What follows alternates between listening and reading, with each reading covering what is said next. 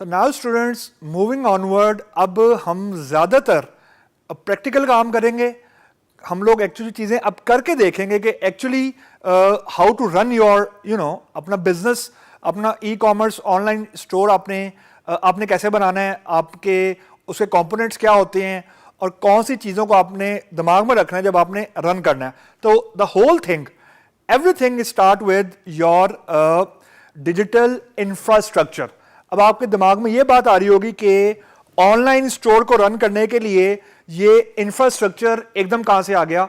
मतलब human psyche है कि आपके दिमाग में ये बात आएगी कि फॉर एग्जांपल मैंने अगर फॉर एग्जांपल लैपटॉप बेचना है या मैंने फॉर एग्जांपल बुक को बेचना है, तो why do I need to understand कि डिजिटल इंफ्रास्ट्रक्चर क्या चीज है. और ये बिल्कुल वैलिड क्वेश्चन है, it's a very genuine question. लेकिन इशू ये है कि आप कोई चीज फिजिकली नहीं बेच रहे, यानी आपने कोई चीज फिजिकली स्टोर नहीं खरीदना, किसी को आपने रेंट नहीं देना फिजिकल प्रेजेंस का, आपने वर्चुअल कोई चीज ऑफर करनी है. जब आपने कोई चीज वर्चुअल ऑफर करनी है तो इसका मतलब यह है कि जैसे फिजिकल दुकान का इंफ्रास्ट्रक्चर, एक फिजिकल दुकान है, उसके अंदर इलेक्ट्रिसिटी मौजूद होनी चाहिए, उसके अंदर फॉर एग्जांपल लाइटिंग मौजूद होनी चाहिए, आपकी फर्नीचर वगैरह होना चाहिए, लोग मौजूद होने चाहिए जो शॉप को टेक केयर करें एंड स्टफ लाइक दिस.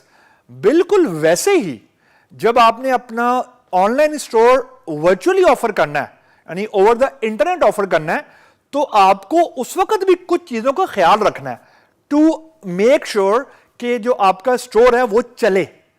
इसलिए और वो सारी चीजें जो आपके ई बिजनेस को रन करने के लिए, मेंटेन करने के लिए और एक्सपैंड करने के लिए आपको चाहिए ओवर द इंटरनेट, उन तमाम चीजों का जो आप कह रहे हैं जो कॉम्बिनेशन है या टू सम अप है, वो बेसिकली उसको हम लोग बोलते हैं डिजिटल इंफ्रास्ट्रक्चर. अब डिजिटल इंफ्रास्ट्रक्चर में बिफोर आई प्रोसीड फर्दर, आपने एक चीज दिमाग में रखनी, मैं इंटरनेट टेक्नोलॉजीज का बात नहीं कर रहा. मतलब द पॉइंट इज कि मैं आपको यह नहीं अभी बताने लगा कि वेबसाइट ने कैसे काम करना है या ई कॉमर्स जब एक्चुअली बनाना है तो वो कैसे चलेगा.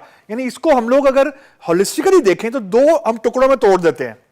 एक है वेबसाइट या ई कॉमर्स स्टोर, जिसको ऑनलाइन स्टोर बोलेंगे, उसको कैसे चलाना है, वो एक सेपरेट चीज है. और दूसरी चीज है कि वेबसाइट तक पहुंचने के लिए, यानी वेबसाइट को चलाने के लिए क्या प्रीरेक्विजिट्स होने चाहिए या किन प्रीरेक्विजिट्स का आपको पता होना चाहिए, वो डिफरेंट है. तो अभी हम जो प्रीरेक्विजिट्स हैं ऑनलाइन स्टोर को ओपन करने के, वो डिस्कस करते हैं. तो सबसे पहला जो हमारा प्रीरेक्विजिट है, यानी जो चीज आपके पास मौजूद होनी चाहिए, वो सबसे पहले ये कि आपके पास कोई ना कोई हार्डवेयर प्लेटफॉर्म होना चाहिए. अब यहां पे आपको यह समझना है कि आपके पास, यानी आपका पर्सनल कंप्यूटर भी हो सकता है, आपका लैपटॉप भी हो सकता है, आपके पास अपने सर्वर्स भी होने चाहिए, यानी जो जहां पे आपका डेटा रिजाइड करना है वो भी किसी कंप्यूटर पे ही करना है ना, तो वो भी एक मशीन है. तो देखने में ये लगता है कि जी फॉर एग्जांपल मेरे पास एक कंप्यूटर है, तो चले मैं अपना ऑनलाइन स्टोर ओपन कर लेता हूं, फाइन, यहां तक बात ठीक है. लेकिन आपको अपना स्टोर रन करने के लिए कुछ और कंप्यूटर्स भी चाहिए जहां पे एक्चुअली आपका डेटा रन होना है. उसके बाद आपको यह डिसाइड करना है कि ऑपरेटिंग सिस्टम कौन सा आपको चाहिए. यानी फॉर एग्जांपल अगर विंडोज बेस है तो आपको माइक्रोसॉफ्ट विंडो चाहिए, अगर मैक है तो मैक का ओएस चाहिए, यूनिक्स है, लिनक्स है, तो you have to decide between these flavours. अब यह देखना है कि जब आपका सॉफ्टवेयर या आपका ऑनलाइन स्टोर रन कर रहा है तो जो कस्टमर है, यानी मैं अगर आपकी वेबसाइट का कस्टमर हूं तो मुझे तो सिर्फ आपकी वेबसाइट नजर आ रही है ऑनलाइन स्टोर की, लेकिन you being the owner of that e commerce store, you need to actually take care of a lot of other things. Other things ये हैं कि फॉर एग्जांपल मुझे बिहाइंड द सीन्स ये भी तो मेक श्योर करना है कि जो प्रोडक्ट मैं ऑफर कर रहा हूं वो मेरे पास मौजूद भी तो हो, मेरे पास मेरी इन्वेंट्री में मौजूद भी तो होने चाहिए. वो वाले सारे प्रोडक्ट जो मैं वेबसाइट पे ऑफर कर रहा हूं वो भी मेरे पास कहीं रिकॉर्ड मौजूद होगा, मेरे पास कहीं मेरे सारे कस्टमर्स का डेटा मौजूद होगा. मैं कोई ना कोई सॉफ्टवेयर और यूज कर रहा हूंगा अपनी ऑनलाइन ई कॉमर्स वेबसाइट को चलाने के लिए, लाइक CRM के सॉफ्टवेयर होते हैं और इस तरह की चीजें, इंटरप्राइज कुछ सॉल्यूशंस होते हैं, ओरेकल के सॉल्यूशन है, माइक्रोसॉफ्ट के सॉल्यूशन है एंड सो ऑन। उसके बाद आपको एक चीज का बहुत ख्याल रखना है, नेटवर्किंग, नेटवर्क करना। फॉर एग्जांपल, एंड यूजर जो है उसने एक ब्राउजर में एड्रेस लिखा, वेबसाइट ओपन हो गई। बिहाइंड द सीन्स आपके जो एम्प्लॉयज हैं, they need to be connected, because जो आपकी कंपनी है या जो आपका ऑनलाइन स्टोर है उसको जो लोग रन कर रहे हैं, they should be connected somehow. तो उसके लिए आपको नेटवर्किंग चाहिए, टेलीकम्युनिकेशन के सॉल्यूशंस चाहिए, आपको लिनक्स चाहिए, आपको सिस्को के राउटर्स चाहिए एंड सो ऑन। उसके अलावा आपको बिजनेस इंटीग्रेशन के लिए कुछ कंसल्टेंट्स चाहिए। अब ये चीज मैं उन ई कॉमर्स स्टोर की बात कर रहा हूं जो आप समझें कि जो जरा ग्रोइंग फेज में आ जाते हैं। इनसे मुराद ये होती है कि फॉर एग्जांपल मैंने कस्टमर का डेटा एक डेटाबेस या एक सिस्टम में रखा हुआ है, मेरा जो सेल्स का डाटा है वो एक और सॉफ्टवेयर का लाइसेंस मैंने परचेज किया हुआ है, और जो मेरी इन्वेंट्री है उसके लिए मैंने फॉर एग्जांपल कोई और सॉफ्टवेयर परचेज किया हुआ है। तो जो ये बिजनेस इंटीग्रेटर्स होते हैं, जो कंसल्टेंट्स होते हैं, इनका कॉन्सेप्ट ये होता है कि देखें, मेरे कस्टमर का डाटा, मेरी सेल्स या लीड्स का डाटा, और जो मेरी जो प्रोडक्ट की सप्लाई चल रही है उसका डाटा, ये पड़े 3 डिफरेंट जगह हुए हैं लेकिन है एक ही सिस्टम का पार्ट। तो we need some sort of integrators. IBM के टूल मौजूद हैं जो मल्टीपल सोर्स से डाटा कैप्चर करके एक जगह डाल देते हैं। एंड उसके बाद हमें सबसे इंपॉर्टेंट चीज, if I will have to rate among these components, जो ये डाटा मैनेजमेंट एंड स्टोरेज के कंपोनेंट्स है ना, they are the key thing. Simple सा रीजन है, रीजन ये है कि आजकल के जमाने में data is a new oil. यानी एक जमाने में लोग कहते थे कि जी कि जो दुनिया है it is oil driven economy है। आजकल के जमाने में world is data driven. Data ने एक्चुअली कहीं ना कहीं रिजाइड करना है, कहीं ना कहीं स्टोर करना है।